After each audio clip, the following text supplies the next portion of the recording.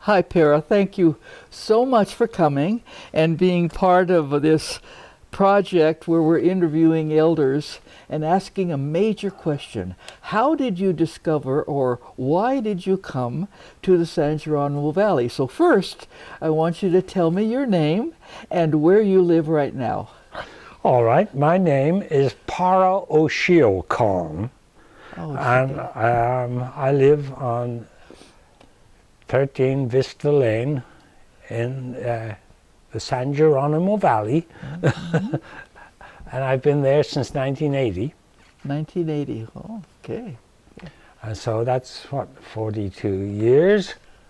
And what brought you here? What was it that got you here? Well, I got out of college in 1964, I suppose, in Dublin. I went to Trinity College, and I didn't like any of my job prospects, as I actually was educated as a physicist and mathematician. Oh. I did my 4 years, and the job fairs just said, well, yeah, I could go for, you name all the big multinationals came by, and they hoover up all these people, these kids, and that's become their employees, and so by that time I started, I want to move around and travel a bit, and some of my favorite friends at college were people from this area studying at Trinity. Actually it was south of San Francisco, Palo Alto, but in the area.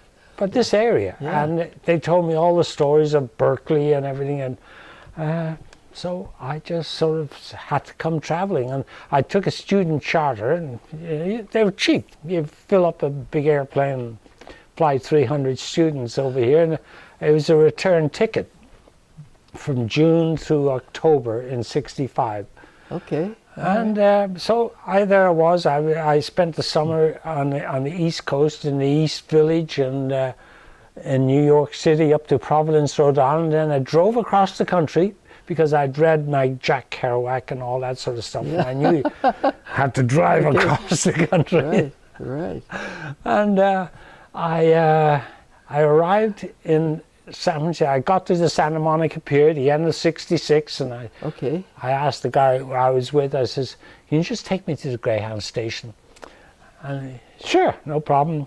Went to the Greyhound station, and I got arrived off the Greyhound bus at about 2 in the morning on Labor Day in 1965, and I walked out and I looked up, and there was Nob Hill and the fog and everything, and I went back and I put my backpack in a locker, and I started walking, and I walked all night all over the city, and it was love at first sight. I just said, wow, what a wonderful place. Yeah. And I'm talking as a Dubliner, and there's people that say, oh, Dublin's just perfect, Yeah. But and like I say, I still had the return ticket. I had to come, get to New York by the end of October. And but it seemed like within 2 weeks, I'd found a place to stay at the art center on 14th Street in San Francisco. I had a job in a motorcycle shop in Daly City, and I was a student at the Art Institute. And I don't think that I was leaving, But like you asked the question, and I said, the kids, my fellow students at the Institute says, well, they were talking about, have you ever been, do you know the seashore? And I said, no, I don't know the seashore. So we had I said, okay. And so we did this big long trip out to the seashore, went up to McClure's beach, and it was wonderful. Marin, yeah. And on the way back, we came to Petaluma, I think, on the way there, and on the way back we came this way on the way home. Oh, you made a loop, yeah. We did the loop, and I actually, it's a 4-letter word, but I drove through here, and they showed me the place, and I'm looking at it, and I go, wow, who the fuck lives here? That's great. And what was your next move? It wasn't my next move because this was now you got to remember this is San Francisco, 1965. Yeah. And this was before hippies. Yeah, before the Summer of Love. Yeah. Yeah, but 3 years. But I knew North Beach from my history books and everything, and I knew the city lights and Ferlinghetti and all this sort of stuff. Yeah. I was sort of a budding writer in its own way. My father was a journalist and a published author and a lawyer and author of 2 law textbooks that were used up until very recently in Dublin. And my grandfather was his memoirs were published. So those writings, the Irish write. That's what they do. That's their art form. They write in theatre and writing, and so there I was, and I knew all about this area. And, my father knew about it because he was always digging around under my bed, and he'd come up with a book, and you name it, by because I was into all the American writers at this time. And so San Francisco was wonderful, but by about 1967 it started getting a bit ugly, and I was living on Fell Street above the Panhandle, and the drug dealers had moved in, and the Summer of Love, all these kids showed up, and in the Haight-Ashbury. Yes, and one of the guys, I was managing this place, was full of artists and crazies, and Emmett Grogan was one of them. He was a draft dodger, because the draft dodging, the Vietnam War was on and all that. Oh yeah, people going to Canada. Yeah. Yeah, and but Emmett Grogan that wasn't his real name. It was a name he took, but he knew Dublin because that's how he dodged the draft. His parents sent him to Dublin, and so we had a number of chats and everything. But he started the Diggers. Really? He was the guy who started the soup kitchens in the Panhandle. And he used to tell crazy stories about how he got all the merchants around to donate food for him, and he literally threatened them. He says, and he did the same thing to me. I says, "Come on, Emmett, how about the rent?" And he go, "You don't want me to fill this place now, do you?" I said, "Okay, how about next month?" And so that's how it goes, and I was by then I had a child on the way, and so Laurie and we moved out to Marin County, to get out of the city. I had a job by now, a good union job in Ella Street at the Harley dealers, and I was a Harley mechanic. And so, I didn't know they were union. Mechanics of Harley, they were unionized. Yes, the whole city was unionized, and so you got union wages were good. Oh yeah. And I couldn't get to Sausalito. That place was it was a great place, but we moved to Mill Valley, and from there into the canyon in Larkspur. I bought a house in the canyon in Larkspur for less than 2 years' union wages. It's hard to believe, but that's hard. Yeah.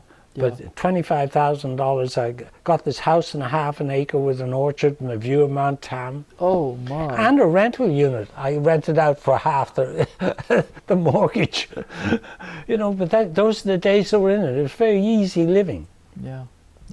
And I climbed on my Harley and rode to work every day. And what made you move from there then? What was the next step? The next step was that, after work, I got to know people out here and the rest, but I'd get on my Harley and I'd ride out here and have a pint at Spec McAuliffe's. Oh, is that right? You remember Spec? Oh, wonderful.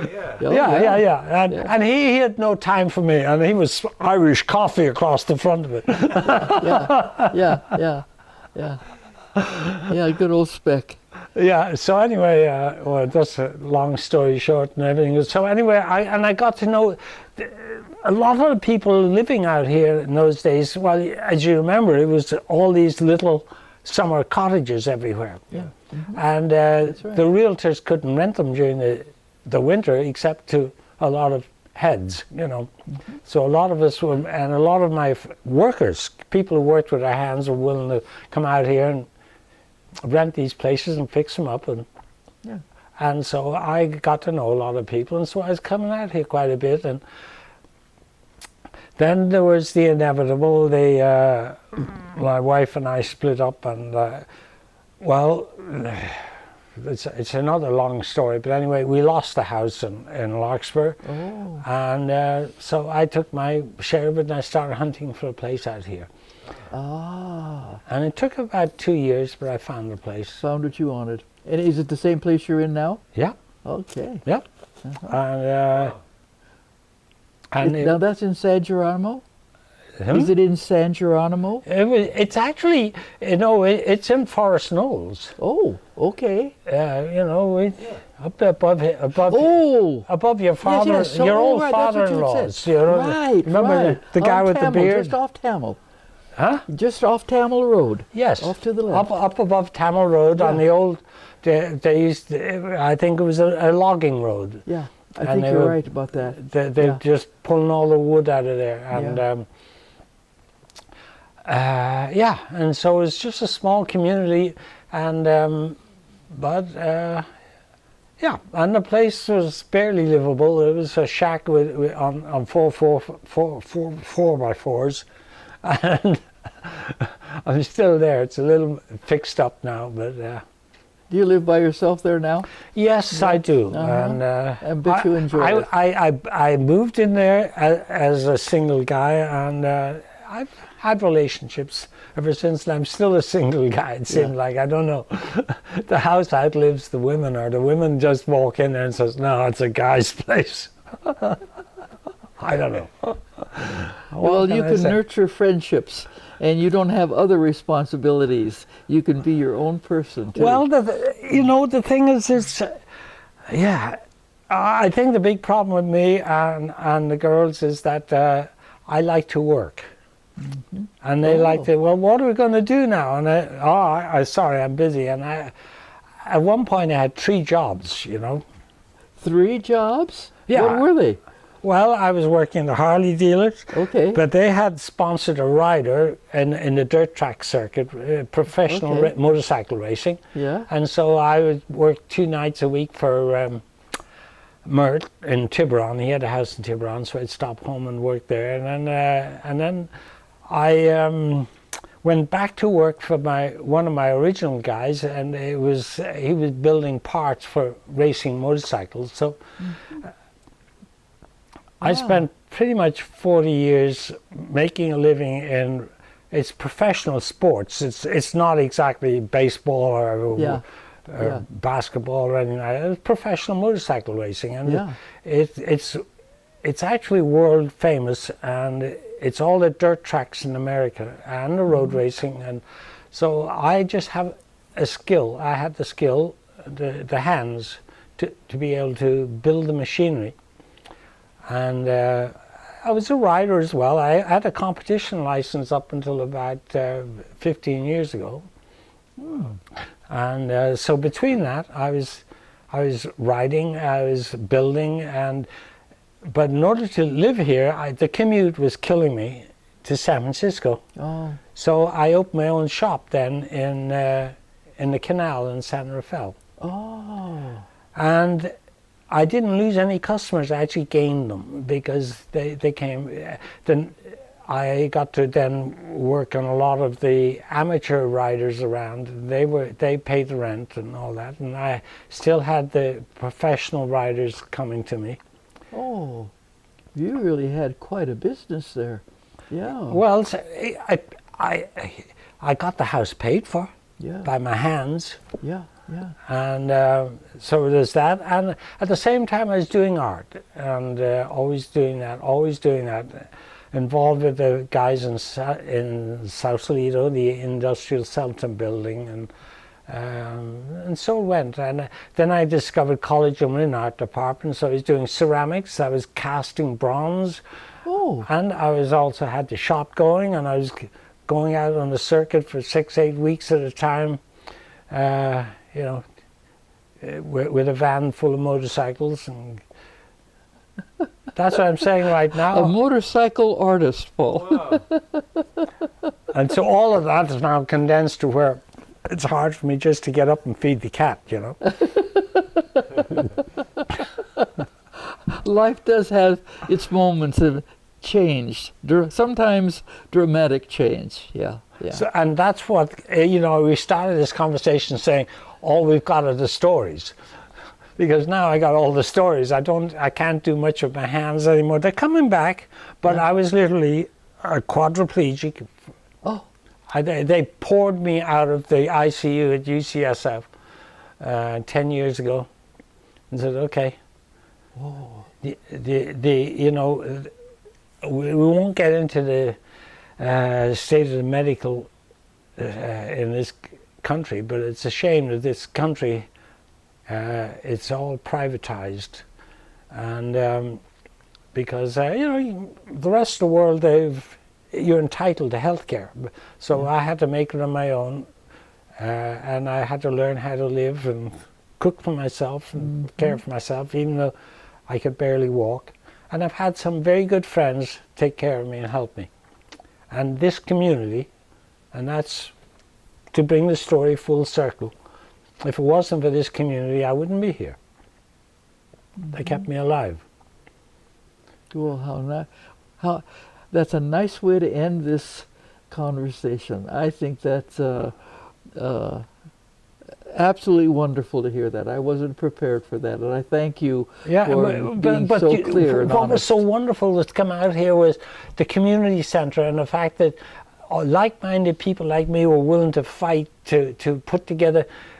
I mean, I still tell people that they had they set up their own kindergarten with 4 different types of kindergarten because they couldn't decide among themselves which one to do, whether it was Montessori or Waldorf or 3 R's. So they just had all of them here. Yeah, yeah. And they did it with volunteers, and they would refuse to let the old school be demolished and said, no, we'll take that over. And, yeah. And so it became the locus, the community was everything. And yes, the valley is a lovely place, it looks beautiful, and the climate suits this Irishman very well. But it's the people. It really comes back to the people. Well, we're closing up here, Paul, and I'm so pleased that Parra had a broad range to his experience, and then focusing here, and then coming right back to the center, and understanding the importance of that, and the importance of people, and how they respond to what your needs were. It's a rich story that you've told. Yeah. And I'm so glad that you're here today. Thank you. Okay. Yeah, we have about 10 minutes if you wanted to add anything else. Our next person's not here. Well, I think we're finished, Paul. This is just great. All right. Thank you. Oh, yeah.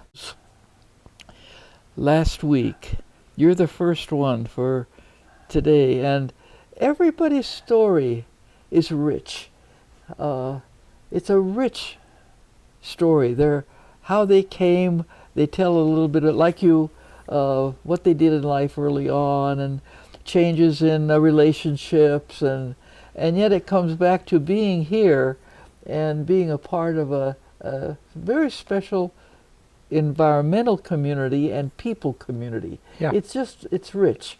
It is very rich, very rich. Yeah. And everyone's got interesting they're up to interesting things, you know, whether it's artwork or craft work, but and it's, you know, that thing isn't turned on, right?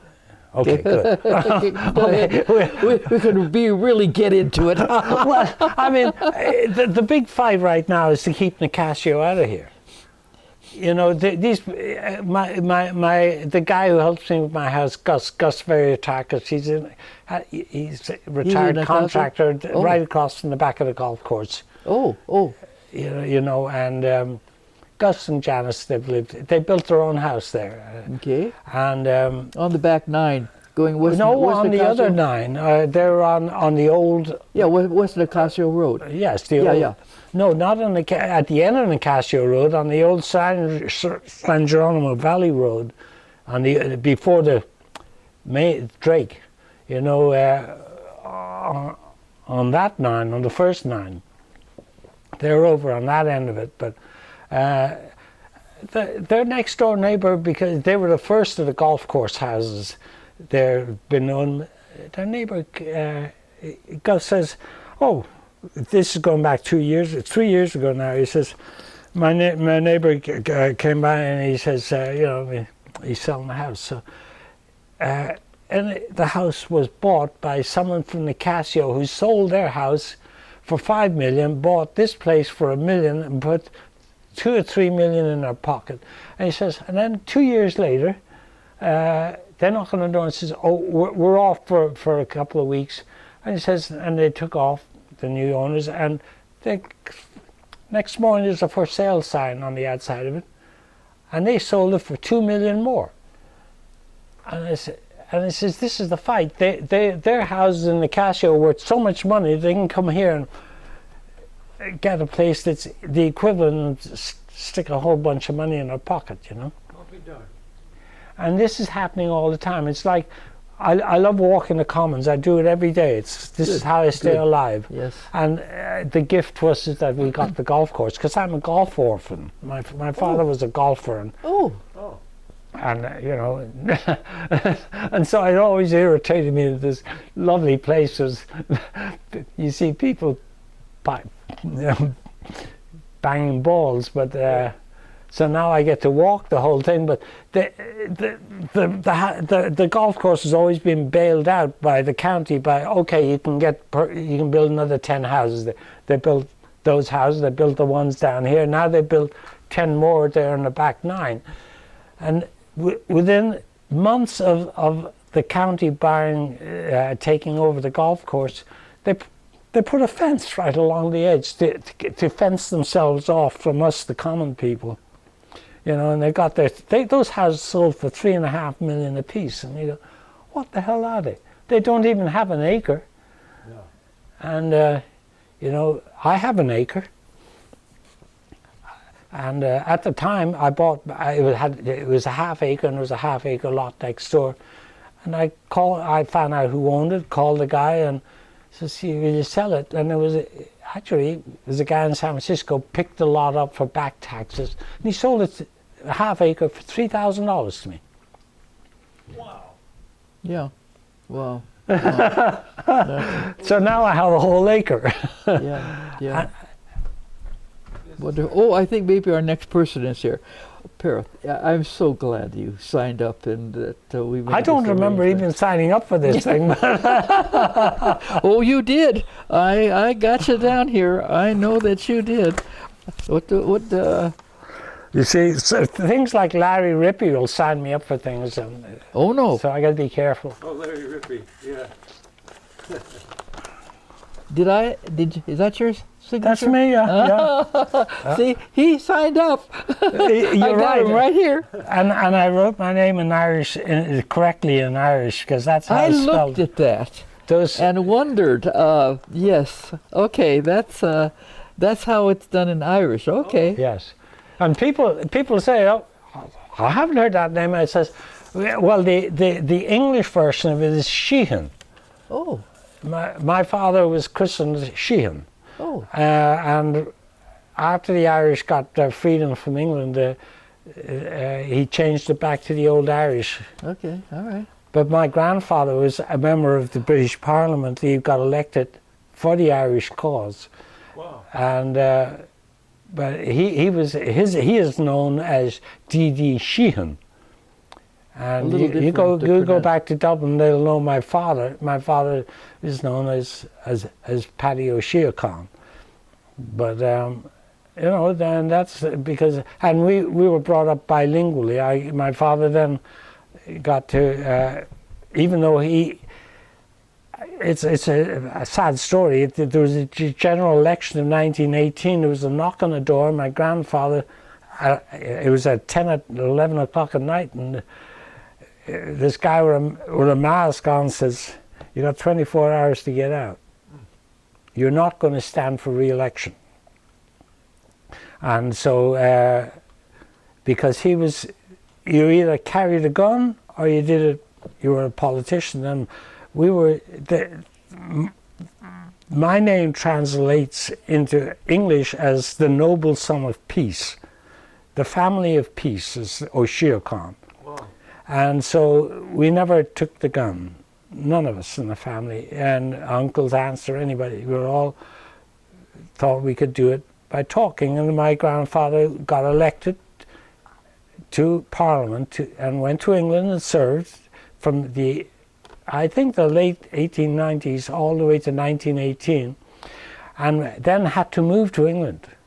He wasn't allowed, he was living in Cork at the time, and had to go to England and live in England, and I'm going to have to interrupt you. I brought the children with him, and my father was the youngest son, and his two oldest brothers were killed that same year. They never made it out of the First World War, even though they died within the month of Armistice Day. And the Armistice Day, which is 11/11/11/11, the 11th of November, you know, the 11th hour of the 11th day of the 11th month, you know, they'd arranged the armistice. We're going to have to meet with you again. Is Suzanne here? Suzanne's in the next room. Yeah. Oh, okay. You want to call her, Paul? Okay. Again, thank you. Okay. I mean, you have more to say, clearly, and I'd love to hear it. Yeah. It goes on. Like I say, all we got is the stories. I love it. Oh, yeah, yeah. And I'm a great one for stories, my own stories, our family stories, my son's stories, my husband's stories, and their family. But you did the work. You got this place organized. You were very much, you know. It started with that. Well, you know, Gary Giacomini. Yeah. His son had the shop right across from my shop in the canal, and so that's how that whole thing worked. And so I got to know an awful lot of your history here, whether you know it or not.